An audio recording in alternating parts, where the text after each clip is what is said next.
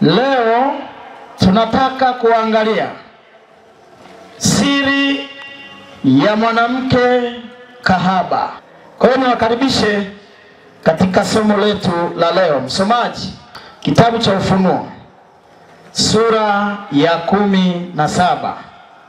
Alafu tusome lile fungu la kwanza mpaka fungu la 6. Siri ya mwanamke kahaba, ama siri ya mama wa makahaba. Akaja mmoja wa wale malaika saba, wenye vile vitasa saba, ana vitasa 7. Akanena nami akisema, njoo huku. Anasema njoo huku, nitakuonyesha hukumu ya yule kahaba mkuu, aketie juu ya maji mengi, ambaye wafalme wa nchi wamezini naye, nao wakao katika nchi wameleviwa kwa mvinyo ya uasherati wake. Akanichukua katika roho hata jangwani, nikaona mwanamke. Yohana anasema akaona mwanamke ameketi juu ya mnyama mwekundu sana. Huyu mwanamke ameketi. Twende. Akanichukua katika roho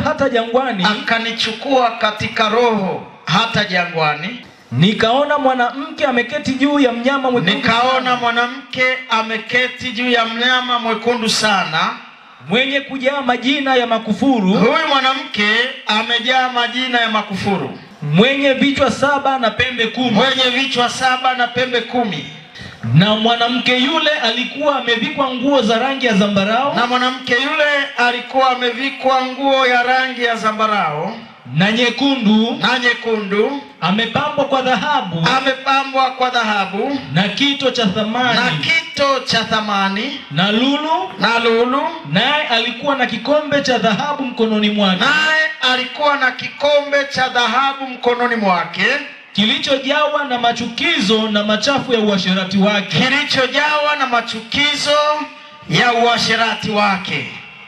Na katika kipaji cha uso wake, alikuwa na jina limeandikwa. Huyu mwanamke alikuwa na jina limeandikwa la siri, sio la wazi, la siri, Babeli mkuu, mama wa makahaba na machukizo ya nchi. Kwanza kabisa Biblia inasema Yohana alionyeshwa na malaika, akamwona kahaba mkuu ameketi juu ya maji mengi. Halafu anasema wafalme wamezini pamoja naye. Halafu anasema watu wamelewa kwa mvinyo ya ghadhabu ya uasherati wake. Halafu anasema mwanamke huyu ameketi juu ya mnyama mwekundu sana. Halafu anasema amejaa majina ya makufuru. Halafu Yohana anaandika, anasema huyu mwanamke amevikwa kwa mavazi ya nguo ya zambarau na mekundu.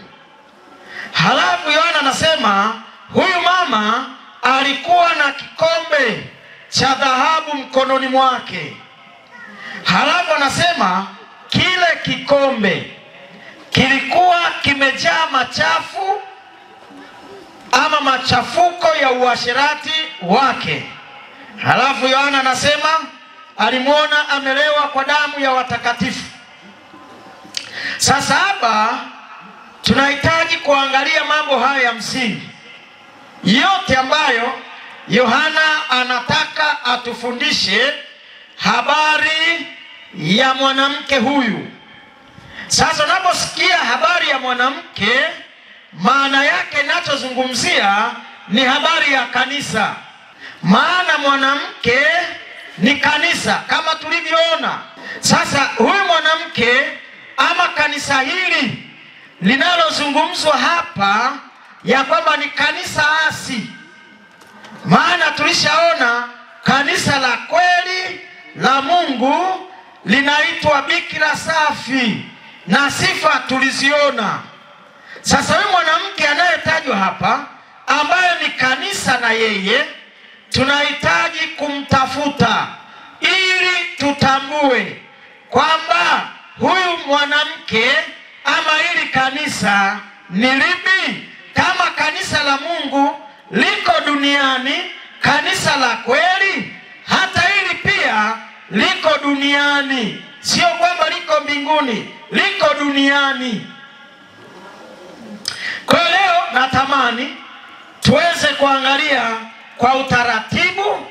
Nahitaji nifundishe sana hapa ili kila mtu aelewe pale alipo, achague sehemu sahihi. Sasa twende.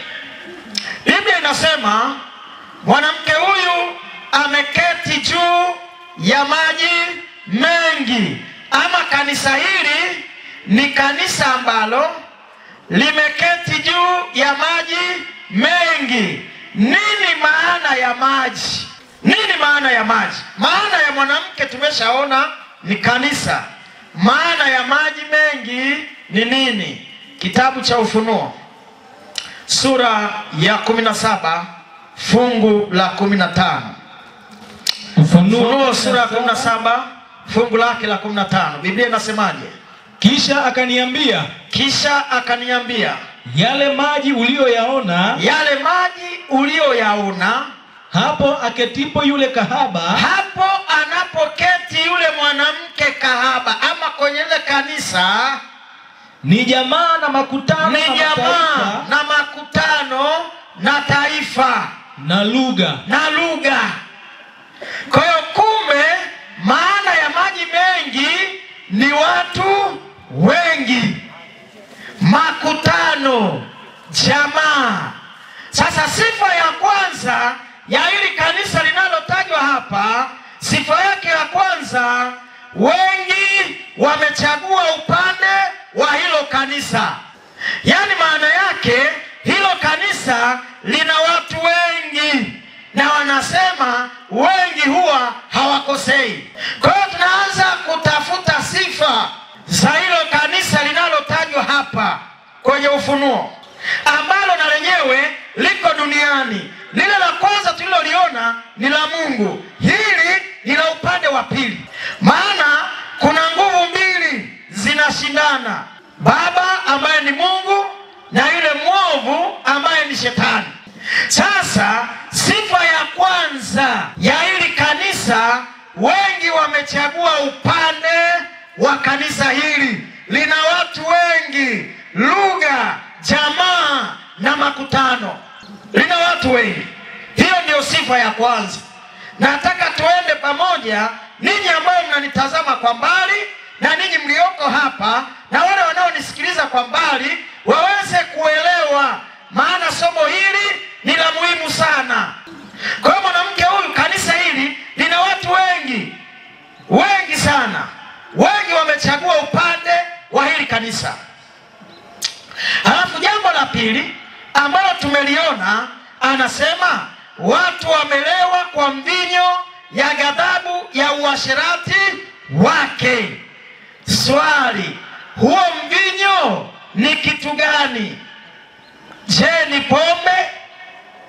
Ni nini? Kwamba Yohana alisema watu wamelewa kwa mvinyo ya ghadhabu ya uasherati wake. Huo mvinyo ni nini? Kitabu cha Mithali sura ya 4 na ile aya ya 17. Maana wao hula mkate wa uovu, nao hunywa divai ya jeuri.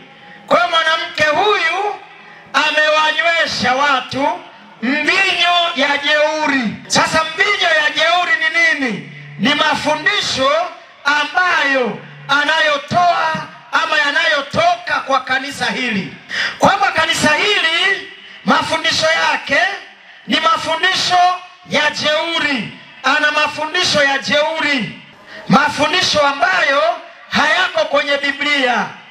Kwa haya mafundisho ndiyo yaliyofanya watu walewe, washindwe, wachague wapi? Wachague mafundisho ya hilo kanisa ama wamchague Mungu? Jambo la tatu, hili kanisa ama mwanamke huyo alionekana ana kikombe cha dhahabu mkononi mwake. Swali niwaulize, kikombe cha dhahabu na kikombe cha udongo, yani leo nitokee mimi nina kikombe cha dhahabu mkononi, halafu fundi mitambo ana kikombe cha udongo mkononi, ni nani ambaye anaonekana ni tajiri? Ni kikombe cha nini? Mwenye kikombe cha dhahabu ndiye anayeonekana kwamba yeye ni tajiri. Kanisa hili ni kanisa tajiri duniani. Sasa Biblia inasema kwamba alikuwa na kikombe mkononi mwake kimejaa machafuko. Hiki kikombe ambacho kimejaa machafuko ni nini? Yaliyojaa kwenye kikombe, hayo machafuko ni nini? Machafuko yanayozungumzwa ambayo yamejaa kwenye hiki kikombe ni ibada ambazo sio za Biblia. Moja ni ibada ya sanamu ambayo imejaa kwenye kikombe. Mbili ni sherehe zote ambazo hazipo kwenye neno la Mungu. Kwa mfano Krismasi na Pasaka imejaa kwenye hicho kikombe cha dhahabu. Hicho kikombe kina mambo mengi sana. Kina ubatizo wa watoto ambao hauko kwenye Biblia. Hicho kikombe kina ulaji mbovu wa chakula. Wao wanakula tu, haijalishi kwamba huyu ana madhara ama hana madhara. Wanakula wakisema vyote vimetakaswa na nani? Na Mungu. Kwa hiyo ni machafuko ambayo yamejaa kwenye kile kikombe ambacho Yohana anasema amebeba yule mwanamke, yani lile kanisa limebeba hicho kikombe. Hayo machafuko ndio yamejaa kwenye hicho kikombe na watu wamelewa kwa hayo mafundisho. Ndani ya kikombe kile kina ibada ya kuombea wafu ambayo haiko kwenye Biblia, iko kwenye kile kikombe ambacho huyu mama ama hili kanisa limekibeba. Kwa vitu vingi vimejaa. Kumejaa ibada ya sanamu. Watu wanahangaika na mti ambao uliombeba Yesu, wanashindwa kuhangaika na yule aliyefia msalabani. Yaani mtu badala ya kumbeba yule aliyefia msalabani, maana ndiye mwenye uokovu, ndiye anayeokoa, ndiye anayeponya, ndiye anayekupa uhai, anaachana naye, anahangaika na kile kilichombeba huyu aliyekufa msalabani. Kwa hiyo ni mafundisho ambayo yamejaa kwenye kile kikombe. Na Yohana anasema watu wamelewa, wanaume na wanawake, wasomi na wasio wasomi. Ndani ya kile kikombe kimejaa badiliko la Sabato, liko ndani ya kile kikombe. Ndani ya kile kikombe yamejaa mafundisho ya namna mbalimbali. Kumejaa fundisho la kubadilisha majira, yako ndani ya kikombe na watu wamekunywa. Sasa kwa sababu yako kwenye kikombe cha dhahabu, yamejaa pale, watu hawana wasiwasi. Sasa kikombe cha dhahabu hakiwezi kukosea. Kikombe cha dhahabu tena kizuri hakiwezi kukosea. Haya yote yako ndani ya kikombe, na tumeshaona kwamba hilo kanisa watu wengi wamechagua upande wao. Mwanamke huyu anaitwa mama wa makahaba. Maana yake ni nini? Kwamba ukishasikia mama, tafsiri yake kwamba hili kanisa lina watoto ambao wametoka kwa hilo kanisa. Lakini ukiwaambia kwamba ninyi mmetoka kwenye hili kanisa kwa historia, watakwambia haiwezekani. Na wengine hawajui kwamba wametoka kule, lakini historia inaonyesha wazi kwamba huyu mama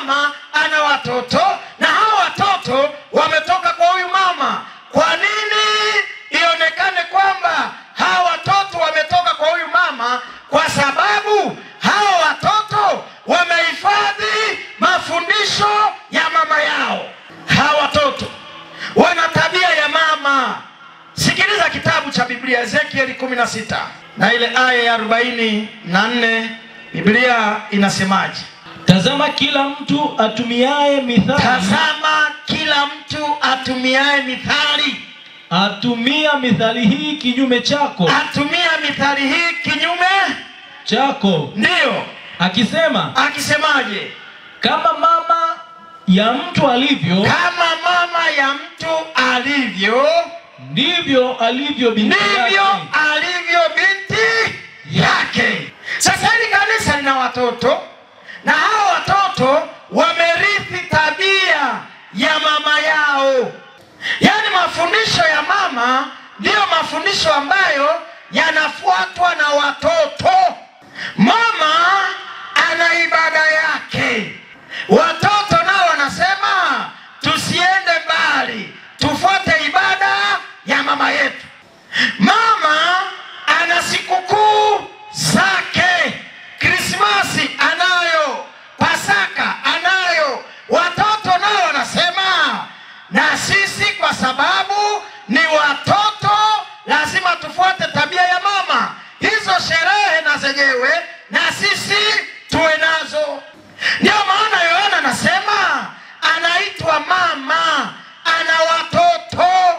Watoto wamehifadhi tabia ya mama yao, wamehifadhi mafundisho ya mama yao. Na ukisoma historia unaweza ukagundua wazi kwamba hawa watoto wote wametoka kwa mama yao. Habari njema ni hii kwamba kanisa la Mungu ni bikira, halina mtoto. Limehifadhi mafundisho ya mume wake ambaye ni Yesu Kristo. Haleluya. Ila sasa hawa watoto wamehifadhi mafundisho ya mama yao. Ninaamini mpaka hapo unasema, mchungaji, nimeshaanza kuelewa hili kanisa na watoto nimeshaanza kuwaelewa. Bwana asifiwe sana. Hebu kama umeanza kuelewa, punga mkono hivi nione. Aha. Bwana asifiwe sana. Sasa jambo la 5. Hili kanisa ama mwanamke huyu amepambwa kwa dhahabu. Amepambwa, akapambika. Maana yake ni nini? Kanisa hilo ni tajiri sana. Ukiliona utatamani kuingia hata kama hujahubiriwa. Yaani hata kama hawaadai mahubiri, wakasimama wakahubiri, jinsi lilivyo la kupendeza unatamani uingie. Yaani wao hata wasipoweka mahubiri, kila mtu akipita ataonyesha mbele kwamba yanajengwa kando kando ya njia, ili yeyote anapopita achague kuingia humo. Maana linavutia kila anayepita. Biblia inasema yanajengwa pembezoni mwa njia. Kwa nini wanajenga pale? Ili ukipita pembezoni mwa njia basi uvutiwe kuingia. Yaani Biblia, uzuri wa Biblia iko wazi kabisa, imejieleza. Wala hutakiwi kuisaidia Biblia ijieleze. Jambo la 6 anasema yule mwanamke amejaa majina ya makufuru. Amejaa nini? Majina ya nini? Ya makufuru. Ni majina gani hayo ambayo ni majina ya makufuru? Biblia inasema kufuru maana yake ni nini? Kufuru maana yake ni kuchukua sehemu ya Mungu, ama kuchukua anachotakiwa kukifanya Mungu, mwanadamu akakifanya. Hiyo ni kufuru. Sasa majina ya makufuru ambayo baadhi yao yamejaa kwa huyu mama ni hili. Yohana sura ya 17. Sura ya 17 kitabu cha Yohana na ile fungu la 11. Yohana 17:11. Biblia inasemaje?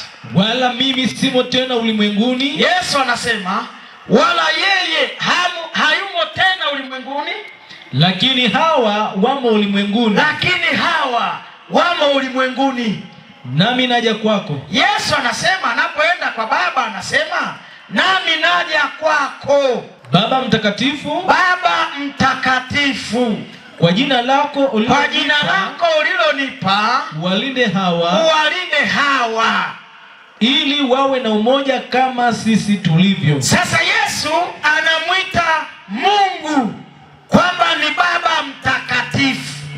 Hilo ni kufuru. Pale ambapo mwanadamu anachukua sehemu ya Yesu duniani ya kusamehe dhambi, hiyo ni kufuru.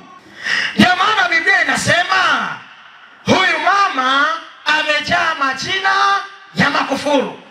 Jambo la 7, anasema yule mwanamke alionekana amevikwa nguo ya zambarau na nguo nyekundu. Viongozi wa hilo kanisa mavazi yao ni haya, zambarau na nyekundu, na basi maana yake ni matendo. Huyu mwanamke amejaa damu za watakatifu. Aliwaua watunza sabato wengi sana. Aliwaua wana matengenezo, akina John Huss, akina Wycliffe, wote waliuawa. Wengine walichomwa moto, tuliona. Wengine walichunwa ngozi. Amejaa matendo ya umwagaji damu. Jambo la 8, anaitwa Babeli mkuu. Kitabu cha Mwanzo sura ya 11 fungu la 8 mpaka fungu la 9. Anasema, ndio, basi Bwana akawatawanya kutoka huko waende usoni pa nchi. Sawa. Wakaacha kujenga ule mji. Ndio. Kwa sababu hiyo jina lake likaitwa Babeli. Jina lake likaitwa Babeli. Maana hapo ndipo Bwana alipoichafua lugha. Maana hapo ndipo machafuko ya lugha yalipotokea. Na kutoka huko Bwana akawatawanya waende usoni pa nchi yote. Kwa hiyo maana ya Babeli, maana yake ni machafuko. Bwana asifiwe. Kwa hiyo Babeli ni machafuko, ni mchanganyiko wa ukweli na uongo. Ukichanganya ukweli na uongo, tayari ni machafuko. Ndio maana ya Babeli. Sasa mchungaji, kwa nini huyu mwanamke aitwe mzinzi? Kwa nini? Ana mambo mengi sana. Kwanza hebu tuone mambo aliyofanya huyu mwanamke ama ili kanisa. Kitabu cha Yeremia sura ya 3 fungu la 2. Inua macho yako ukavitazame vilele vya milima. Ukaone pako wapi mahali ambapo hawakulala nawe. Yaani huyu mama amelala mpaka na vilele vya nini? Vya milima. Kando ya njia umeketi ili kuangojea. Kando ya njia. Huyu mama amekaa, ametega kando ya njia ili kuangojea. Kama vile Mwarabu jangwani. Yaani huyu mama, yeye kazi yake anatega kando ya njia. Yaani anakaa kando ya njia, anasubiri wanaopita. Hapo wanasema amezini na vilele vyote vya milima. Amezini na vilele vya milima. Sasa hiyo vilele vya milima ni nini? Twende kitabu cha Isaya sura ya 2 fungu la 2. Na itakuwa katika siku za mwisho mlima wa nyumba ya Bwana utawekwa imara juu ya mlima. Mlima wa nyumba ya Bwana, kanisa la Bwana litawekwa wapi? Imara juu ya mlima. Litawekwa imara juu ya vilele vya mlima. Nao utainuliwa juu ya vilima. Na mataifa yote watauendea makundi makundi. Na mataifa mengi watakwenda na kusema. Na mataifa mengi wataenda wakisema. Njooni. Njooni. Twende juu ya mlima. Twende juu ya mlima. Kwa Bwana. Kwa Bwana. Nyumbani kwa Mungu wa Yakobo. Nyumbani kwa Mungu wa Yakobo. Naye atatufundisha njia zake. Naye atatufundisha njia zake. Nasi tutakwenda katika mapito yake. Nasi tutakwenda katika mapito yake. Maana katika Sayuni itatoka sheria. Ndio. Na neno la Bwana katika Yerusalemu. Sasa milele kama Bwana atainua juu ya mlima, ataliinua kanisa lake vilele vya milima. Huyu mama amezini na vilele vyote, yani watoto wake wote wamekubali mafundisho ya mama yao. Na unaposikia uzinzi, uzinzi hauongelewi uzinzi unaosikia ambao mwalimu wa kana familia anafundisha kwa wanandoa. Uzinzi maana yake unaozungumzwa ni ibada bandia, ibada ambayo sio sahihi. Na Biblia inasema ameinajisi dunia. Kanisa hili limelinajisi dunia. Kivipi? Ameinajisije dunia? Kitabu cha Isaya sura 24 na fungu la 3 mpaka fungu la 6. Dunia hii itafanywa tupu kabisa. Dunia hii itafanywa tupu kabisa. Na kuharibiwa kabisa. Na kuharibiwa kabisa. Maana Bwana amenena neno hilo. Maana Bwana amenena neno hilo. Dunia inaomboleza. Dunia inaomboleza. Inazimia. Inazimia. Ulimwengu unadhoofika. Ulimwengu unadhoofika. Unazimia. Unazimia. Watu wakuu wa dunia wanadhoofika. Watu wakuu wa dunia wamedhoofika. Tena dunia imetiwa unajisi. Imetiwa unajisi. Ona sasa unajisi ambao huyu mwanamke ametia duniani. Unajisi ambao dunia imenajisiwa kwa unajisi huu wa huyu mama. Endelea. Tena dunia imetiwa unajisi kwa watu wanaoikaa. Imetiwa unajisi kwa watu wanaoikaa. Kwa maana wameziasi sheria. Kumbe unajisi ambao unazungumzwa ni kuziasi sheria. Wamebadili amri. Unajisi unaozungumzwa wa hili kanisa ni kubadili amri. Wamelivunja agano la milele. Wamelivunja agano la milele. Ndiyo sababu laana imeila dunia hii. Kumbe laana imeila dunia hii kwa sababu ya kuziasi sheria, kwa sababu ya kubadili sabato. Endelea. Na hao wanaoikaa wameonekana kuwa na hatia. Wameonekana kuwa na nini? Na hatia. Na hatia. Endelea. Ndiyo sababu watu wanaoikaa dunia. Ndiyo sababu watu wanaoikaa dunia wameteketea. Wameteketea wapendwa. Watu waliosalia. Sasa sikiliza, watu waliosalia wakawa wachache tu. Yani waliobaki wakihifadhi mafundisho ya Bwana, waliobaki wakimsikiliza Bwana ni wachache. Haleluya. Amina. Ni wachache, sio wengi. Yani waliobaki ni wale wachache. Na ndio maana kwenye mikutano hii unaona wako wachache. Usishangae, ndio waliobaki. Haleluya. Amina. Wakiwa wanatunza ahadi za Bwana, wakiwa wanatunza mafundisho ya Bwana wao, wakiwa wanamsikiliza Bwana wao. Kwa hiyo Biblia inasema kwamba huyu mama ameinajisi dunia kwa kubadilisha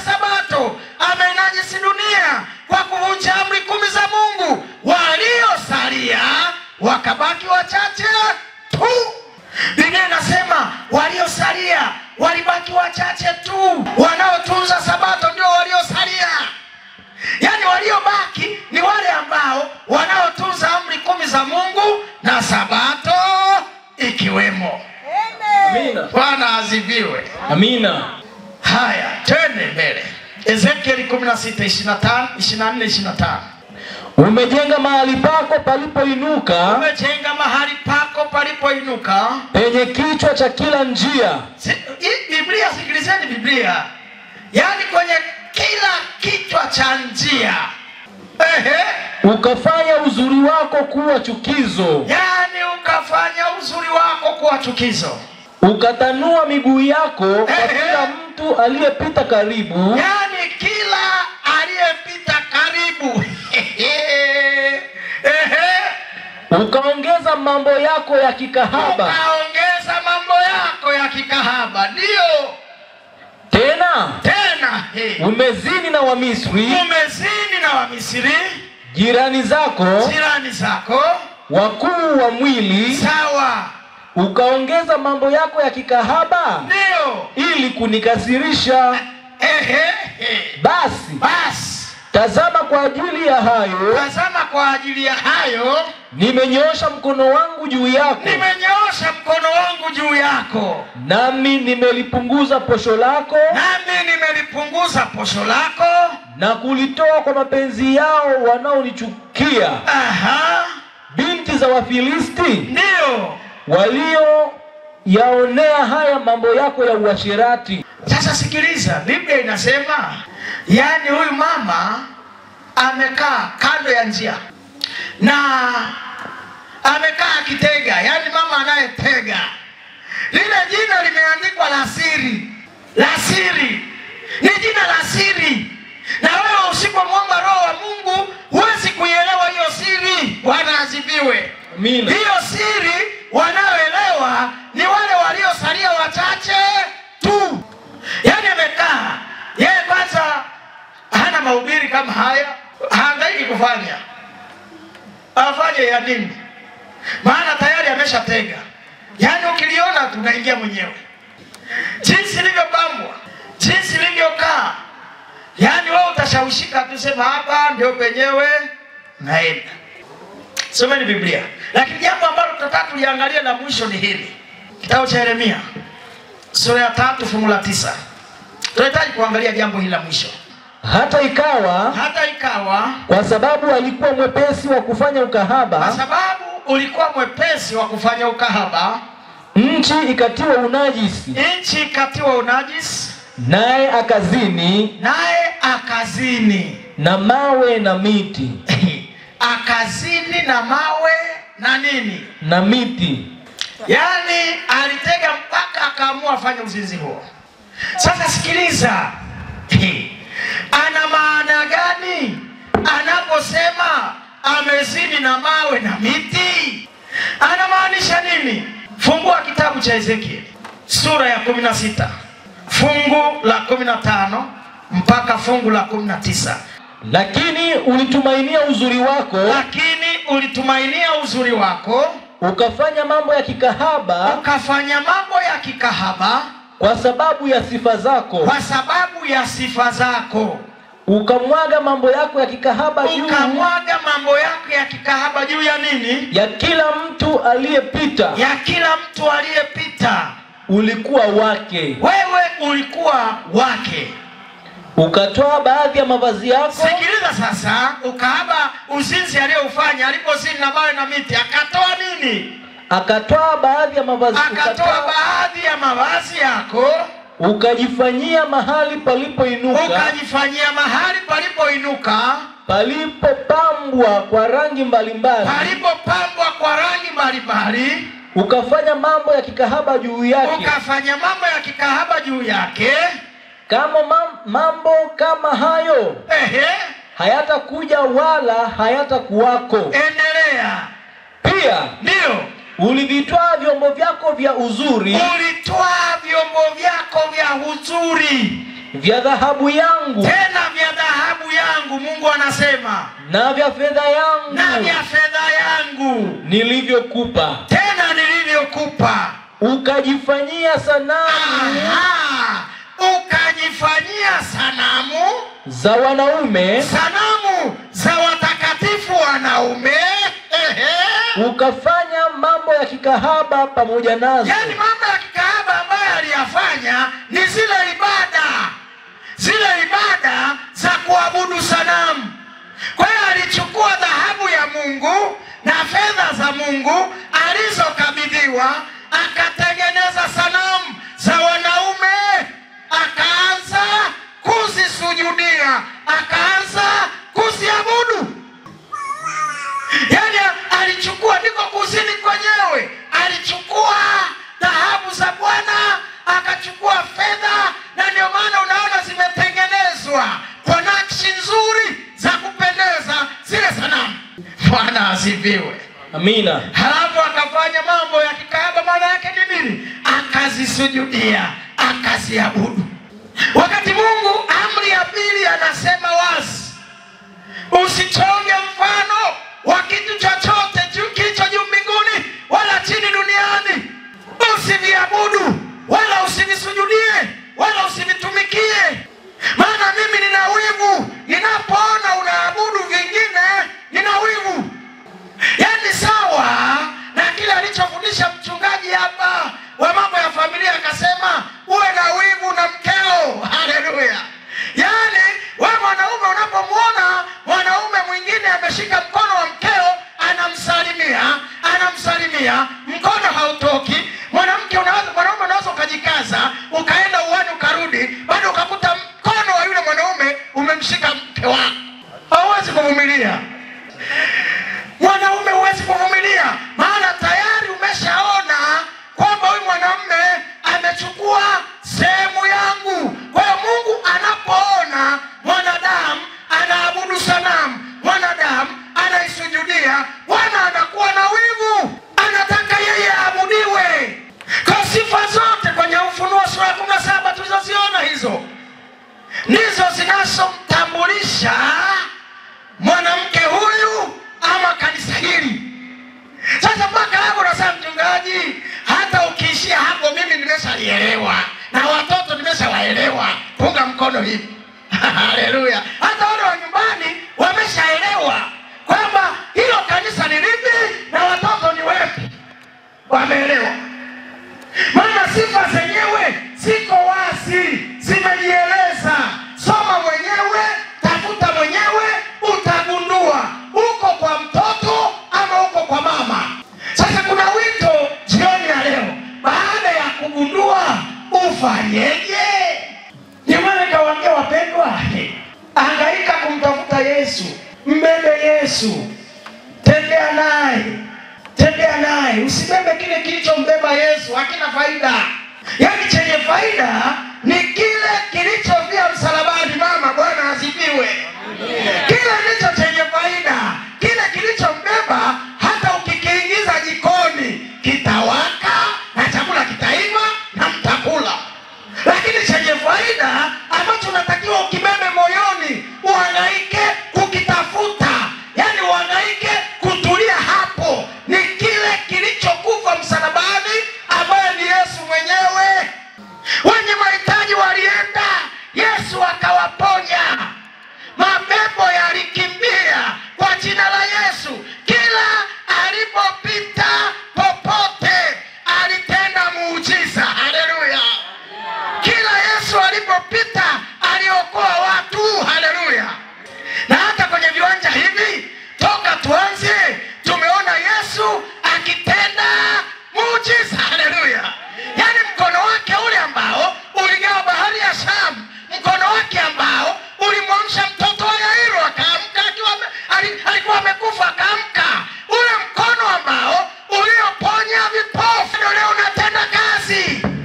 Huyo ndio anaika naye mpendwa. Angaika, pambana maisha yako yote, hata kama utafilisika. Yani fanya maisha yako yote, pambana. Hata kama utatengwa na familia, pambana, Yesu aingie moyoni. Huyo anatosha. Usihangaike kubeba mzigo, utakufa nao.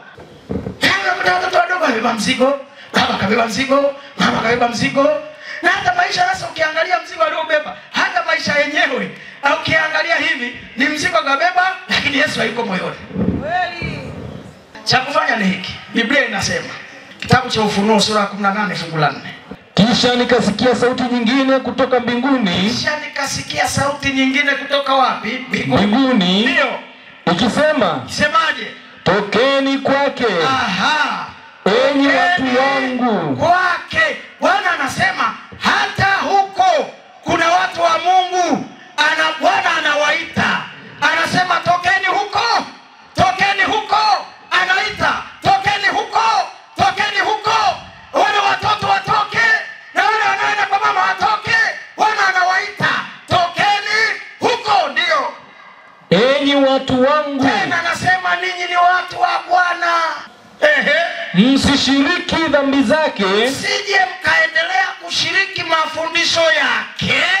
Wala msipokee mapigo yake. Msipokee, maana ana mapigo yanakuja. Tutayaona hapo mbele. Yako mapigo yanakuja. Anasema tokeni huko. Enyi watu wangu, mimi nilishatoka. Na ndio maana waita na nyinyi mtoke. Haleluya. Tokeni huko enyi watu wangu. Bwana anatoa wito huu kila siku jioni. Anasema toka. Maana mapigo yake yamekaribia. Mapigo yamekaribia. Wala msishiriki dhambi zake. Mimi nimeamua nitoke. Bwana asifiwe sana. Amina. Kesho tutaendelea. Yaani mpaka hapa ninaamini hata wale walioko nyumbani waliochukua Biblia wakasoma kwa uaminifu wameelewa. Na nyinyi mlioko hapa mmeelewa. Bwana asifiwe. Amina. Njoo tuombe wapendwa. Tembeni mje tuombe. Tembeni tunataka tufanye maombi. Tembeni mje tuombe.